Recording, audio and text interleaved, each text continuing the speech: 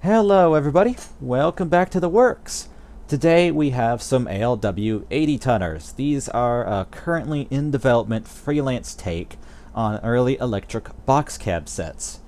We are going to go ahead and put one of these guys together. And this one we're going to make as kind of a later in its lifetime, separated from the locomotive set kind of unit with new MU controls added. And it's going to be a lot of fun to put together, and I'm going to go through the entire build here. So let's get started. Of course, we have the shell itself, which is very important, along with the cab roof. I'm going to be using some other ALW detail parts, some Tichy train wire, bronze wire, Stanton Drive, and our first coat of black paint.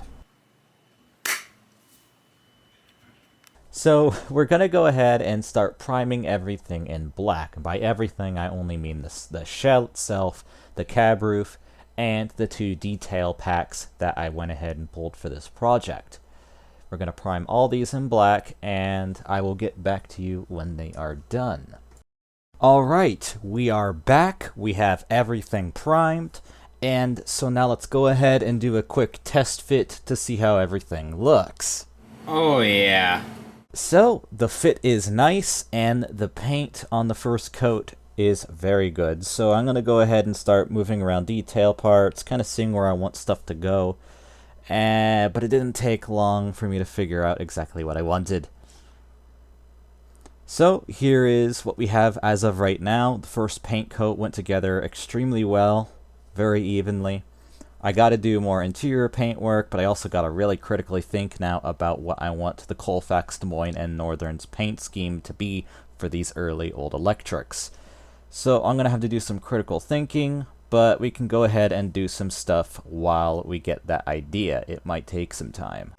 One thing I can do, for example, is go ahead and mount the pantograph to the pantograph mount.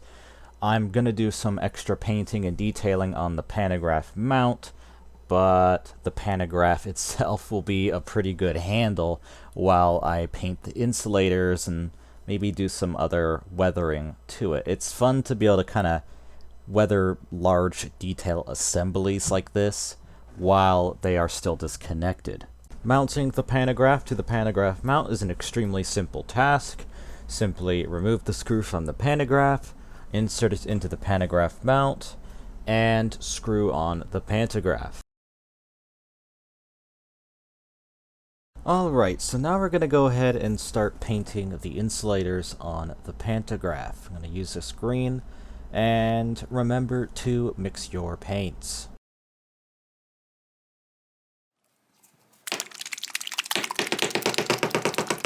So here I'm going to go ahead and carefully brush paint the insulators on the pantograph mount.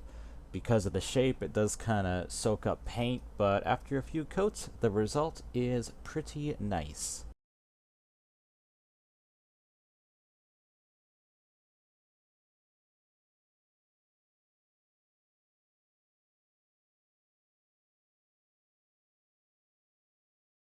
So, one of the good things about these box cab designs is that they are extremely easy to mask. There's no complicated features that make it particularly difficult to mask, like a bipore or steam locomotive that you want to do a complicated design on. So I'm just going to go ahead and run a line of masking tape around the frame, and eventually I'm also going to do a line on the top of the box cab to kind of make a orange or a green line.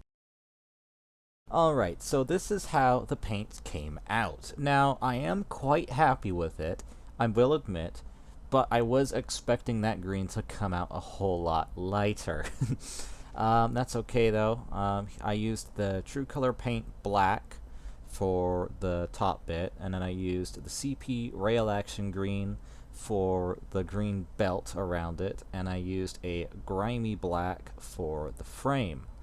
Now, we're going to do a lot more weathering later on, so hopefully that will make the green a little nicer, maybe a little bit lighter. I was genuinely expecting that to turn out more like a kind of a light Fort Dodge green, but like kind of a more modern scheme for the Fort Dodge. Instead I got BN, but that is okay. It's still a very nice paint scheme, and I'm quite happy with how it looks with the pan on. So I'm going to go ahead and fix on the air tanks, and let's see what else we can do before we start weathering. So I'm going to go ahead and install the air tanks now. Now I'm just going to go ahead and mount them with CA glue. Some people have issues with fogging, but I've found that if you just put a little bit on, enough to hold it, it's fine. So I'm going to go ahead and install the first one and position it so it is square. Now that we have the first air tank on, I'm going to use the exact same process to mount the other one.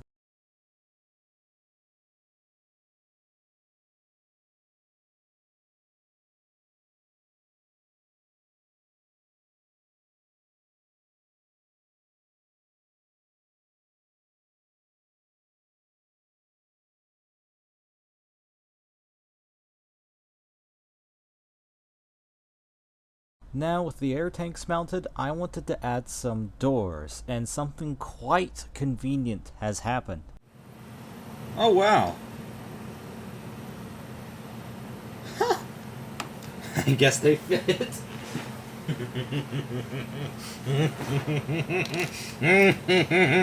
Yes. Oh, the 78-ton doors fit. Yep, the ALW 78-ton doors fit, which was extremely surprising because I didn't actually design it to be that way. I haven't actually finished the doors for this unit yet, and I'm finding out that the old ones fit just fine.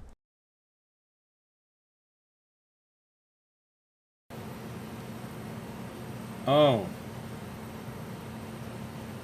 Oh, wait a minute. Oh.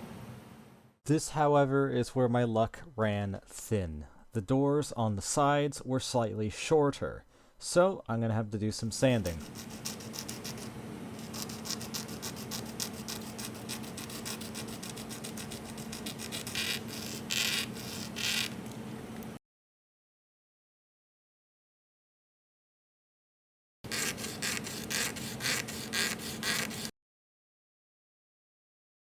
Mission accomplished. The side doors fit perfect, and then I'm going to go ahead and write 2 S's on the side doors so I can know which ones are the side doors.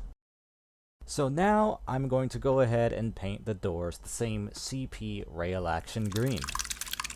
Lord have mercy. Okay, I got the doors. So that one.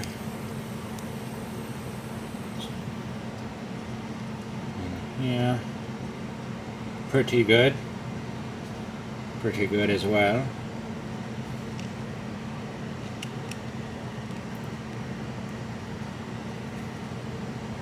Mm-hmm.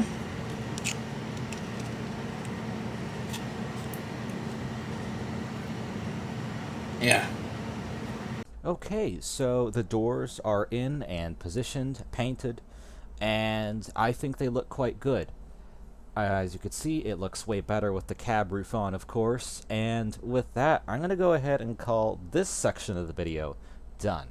I'd like to do a second part, and that will be more on basically completing the model from here on out. And until then, thanks for watching, take care, and I will see you guys in the next part of this video, which will be coming out fairly soon. Hello everybody, thanks for bearing through this video. I'm not very good at editing or making videos in general, but I wanted to, try it again. I keep trying. I want to get good at this, and so thank you for bearing with me. I wanted to go ahead and do this multi-day project in 2 parts because sometimes some more complicated projects I've done in the past would really fight me with exporting, and I want it to get out there instead of just, losing another video project to either the stubbornness of Adobe Premiere or my unstable motivation. So with all that, thanks for watching this first part. Second part will be out soon. I actually am trying to put some more work into getting these videos done and out and whatnot. So Whatever. Thank you for watching, though. Be sure to visit the Apogee Loco Works website. We have all our detailed parts, shell kits, and I'll be making an announcement on the second part of this video, which by then these 80-tonners will be out, available as packs of 2 or a single locomotive. But until then, take care, and I'll see you guys next time.